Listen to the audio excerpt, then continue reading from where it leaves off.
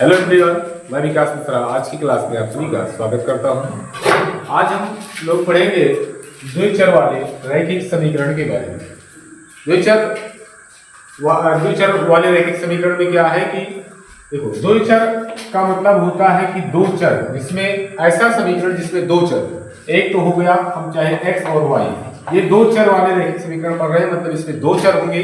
साथ ही साथ क्या है, रैखिक का मतलब होता है जिसमें ऐसा जिसमें क्या हो, जिसकी चर की घात अधिकतम क्या हो, एक हो। जैसे x प्लस y प्लस 3, ये क्या होगा, रैखिक समीकरण तो नहीं कह सकते, लेकिन रैखिक बहुपद है, क्योंकि इसमें चर की घात क्या है, अधिकतम एक है। अब रैखिक समीकरण के बारे में बात करेगा तो मतलब बराबर में जीरो, कोई बराबर में जीरो लगा दिया जाए तो हो जाएगा रैखिक समीकरण। रैखिक समीकरण रैखिक बहुपद पूछा था, जो इसके पहले वाले चैप्टर में पढ़े होंगे। रैखिक बहुपद का मतलब होता है जिसमें चर की घात अधिकतम एक है। अब रैखिक बहुपद, ये रैखिक दो चर वाले रैखिक समीकरण युग्म के बारे में बात करता है। युग्म चैप्टर में है, युग्म का मतलब होता है कि जोड़े में समीकरण दिए होंगे। एक समीकरण से काम नहीं चलेगा, क्यों? क्योंकि इसमें दो चर है। जब दो चर होंगे तो दो समीकरण का प्रयोग करना पड़ेगा। दूसरा समीकरण हम ले लेते हैं 2x प्लस 2y बराबर 6 प्लस 6 बराबर 0। ये दो समीकरण हो गए।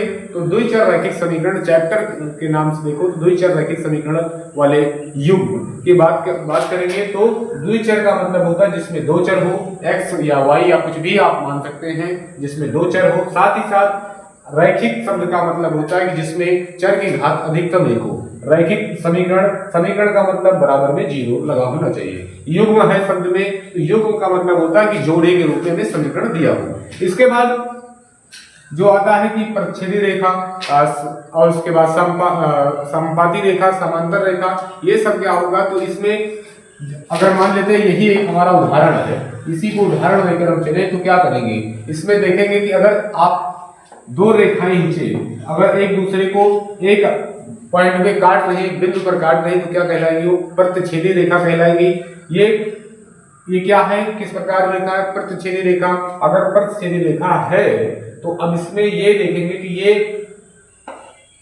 इसमें हल किस प्रकार का होगा। हल किस प्रकार का होगा, तो अगर रेखाओं के आधार पे देखोगे, रेखाओं वाले समान मतलब आलेख वाले सवाल करोगे, तो उसमें अगर इस प्रकार की स्थिति बनती है तो होगी प्रतिच्छेदी रेखा। इसमें आएगा एक हल, क्या होगा, एक हल आएगा।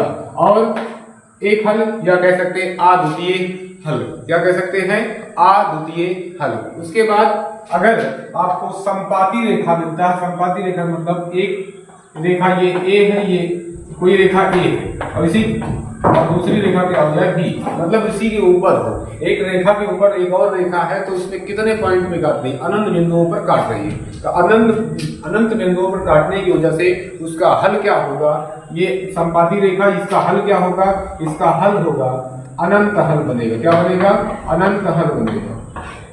क्या बनेगा, अनंत हल बनेगा। इसके बाद या कह सकते हैं अनेक हल कह सकते हैं। और अगर दो रेखाएं आपको मिलती हैं, समांतर दो रेखाएं मिलती हैं, तो समांतर रेखाओं का मतलब हुआ कि ये किसी भी पॉइंट पे काटेंगे नहीं। क्या होगा, किसी भी पॉइंट पे नहीं काटेंगे, इसीलिए क्या हो जाएगा, ये बनेगी, इसमें कोई हल भी नहीं होगा। क्या होगा, कोई हल नहीं होगा, कोई पॉइंट पे नहीं काट रही है, इसलिए इसमें क्या होगा, कोई हल नहीं होगा।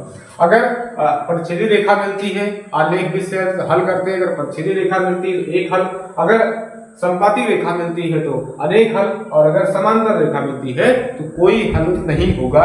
ये आप लोग जाने लेंगे। अगर इसी में अगर आपको समांतर ये इसको a1 बटे a2 के रूप में हल करना हो, तो a1 या a2 बराबर b1 बटे b2, अगर ये बराबर नहीं है तो ये होगा परिच्छेदी रेखा। और साथ ही साथ परिच्छेदी रेखा, और क्या कह सकते हैं इसको, इसमें अद्वितीय हल या एक हल कह सकते हैं। और अगर आपको ऐसा मिलता है कि a1 बटे a2 बराबर b1 बटे b2 बराबर c1 बटे c2, मतलब तीनों बराबर मिलता है, तो क्या कहोगे, वो संपाती रेखा होगी। क्या होगी, संपाती रेखा। अगर रेखाओं के बारे में पूछता तो ये इससे बनती है, क्या कहोगे, संपाती रेखा। साथ ही साथ कह सकते हो इसमें क्या होगा, अनंत हल होगा या अनेक हल होगा।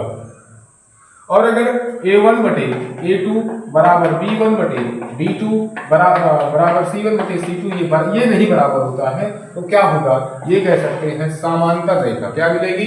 समांतर रेखा मिलेगी। और क्या होगा इसमें हल क्या आएगा? कोई हल भी नहीं होगा। क्या होगा? कोई हल नहीं होगा। अब दूसरा प्रश्न टाइप जो बनता है पूछता है कि संगत और असंगत के बारे में। अगर जैसे एक हल होगा या किसी भी प्रकार का हल प्राप्त होगा तो क्या होगा? संगत होगा। क्या होगा? संगत होगा। अगर हल नहीं प्राप्त होगा तो क्या कहलाएगा? असंगत कहलाएगा। बस इतना जानने रहना है कि अगर उसमें कोई भी हल प्राप्त होगा तो संगत, कोई हल नहीं प्राप्त होता है तो असंगत। मतलब हमें प्रच्छेदी रेखा वाले में क्या होगा? संगत होगा। समपाती रेखा में संगत होगा, लेकिन समांतर रेखा में संगत नहीं होगा, असंगत होगा।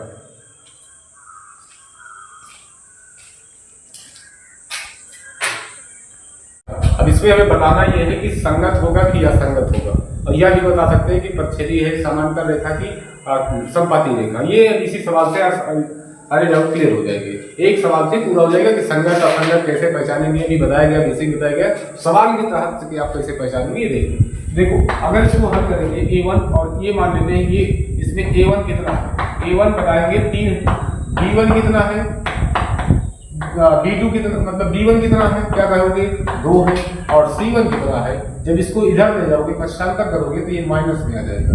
जब इसको पश्चांतर करोगे, अगर इसे लिखोगे 3x + 2y -5 बनेगा बराबर में 0। तो अब ये जो 5 है तो ये माइनस में है तो C1 का मान क्या आ गया? -5। A2 का मान देखोगे 2 आएगा और B2 का मान देखोगे क्या हो जाएगा? -3 चिन्ह के साथ हम लिखते हैं। और C2 का मान देखकर इसको भी पश्चांतर करोगे तो 2x - 3y और माइनस का 7 प्राप्त होगा, तो C2 का भी मान हो जाएगा -7। अब आप चेक करके देखो A1 क्या होता है? A1 क्या है? इसका 3/2 हो गया और 2/3 है, 2/-3 है और माइनस का 5/-7 है। देखो ये दोनों ही आपस में बराबर नहीं है। जब ये दोनों ही आपस में बराबर नहीं है तो क्या कह सकते हैं? ये दोनों आपस में बराबर नहीं है तो हमारा इसमें कौन सी रेखाएं बनेगी? कौन सी रेखा बनेगी? प्रच्छेदी रेखा बनेगी। इसमें एक हल होगा या अद्वितीय हल कह सकते हैं। और कौन सा संगत होगा कि असंगत? तो जब एक हल बनेगा ये क्या होगा? ये होगा संगत होगा। क्या होगा? संगत होगा। अगर अब इसमें देखो कंफर्म हो गया ना, अगर ये अब A1/A2 से चेक कर लीजिए। देखो तो ये नहीं बराबर होना, ये स्थिति जब बनती है, ये स्थिति कब बनती है? जब आप की प्रच्छेदी रेखा होती है। प्रच्छेदी रेखा में क्या बताया जाता है कि वो उसमें एक हल होता है या कह सकते हैं अद्वितीय हल होता है, अनेक रूप से अद्वितीय है। तो अद्वितीय हल है तो क्या हो जाएगा? ये संगत है। जब कोई भी हल होगा, एक भी हल प्राप्त होगा तो क्या हो जाएगा? संगत हो जाता है। इस सवाल को आप बहुत बढ़िया से A1 B1 C1 और A2 B2 C2 ये सब निकालना एकदम बहुत आसान है। ये जो पहला समीकरण होता है इससे A1 A2 B2 और C1 निकाल सकते हैं और उसके बाद इससे निकालेंगे A1 A2 B और A2 B2 और C2 निकालेंगे। इसकी सहायता से हम रखेंगे। उसके बाद आप चेक करेंगे कि दोनों मान हमें इसमें कौन सा बराबर मिल रहा है। अभी बताया गया था कि A1/A2 और नाट नहीं बराबर है B1/B2 की, तो ये होता है प्रच्छेदी रेखा और प्रच्छेदी रेखा में होता है संगत। इसके बाद भी जो सवाल है बहुत आसानी से आप लोग लगा ले जाएंगे।